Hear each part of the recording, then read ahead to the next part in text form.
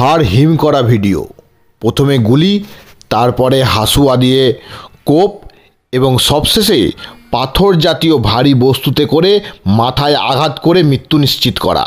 রীতিমতো লোকালয়ের মধ্যে প্রকাশ্য দিবালোকে এভাবে শিকারকে ঘিরে ধরে সময় নিয়ে খুনের ভিডিও রেকর্ডিং করা এবং সব শেষে হেলে দুলে পায়ে হেঁটে এলাকা থেকে চলে যাওয়া। শেষ কবে এই দৃশ্য দেখা গিয়েছে? পুলিশ কর্তা থেকে তামাম রাজনৈতিক নেতা, এমনকি সাধারণ মানুষও মনে করতে পারছে না। আমজনতার কথায় এতদিন বিহার উত্তরপ্রদেশে যা দেখা যেত সেই কালচারই বোধ হয় এবার বাংলায় শুরু হয়ে গেল। সেই সূত্র উঠে আসছে, এত বেআইনি অস্ত্র আসছে কোথা থেকে? 12 দিনের ব্যবধানে মালদহে দুটি খুনের ঘটনায় পুলিশের ভূমিকা নিয়ে বড় প্রশ্ন তুলেছেন মালদহের তৃণমূল বিধায়ক আব্দুল গনি। বিরোধী নয়, খুনের নেপথ্য তৃণমূলের গোষ্ঠীকন্দলকেই দায়ী করার পাশাপাশি পুলিশের ভূমিকা নিয়ে বড় প্রশ্ন তুলেছেন তিনি। আব্দুল গনির কথায় এসপির ভূমিকা ঠিক নয়।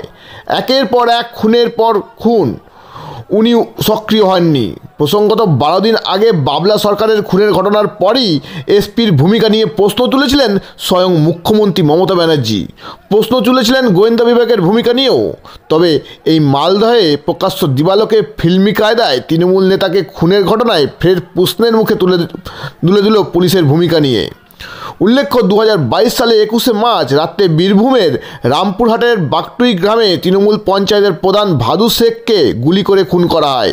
এরপরই ওই রাতে গ্রামের 10 জনেরকে পুড়িয়ে মারার অভিযোগ ওঠে ভাদুর অনুগামীদের বিরুদ্ধে। এই ঘটনার পর বাগটুই গ্রাম গিয়ে 10 দিনের মধ্যে রাজ্য থেকে বেআইনি অস্ত্র উদ্ধারের নির্দেশ দিয়েছিল মুখ্যমন্ত্রী।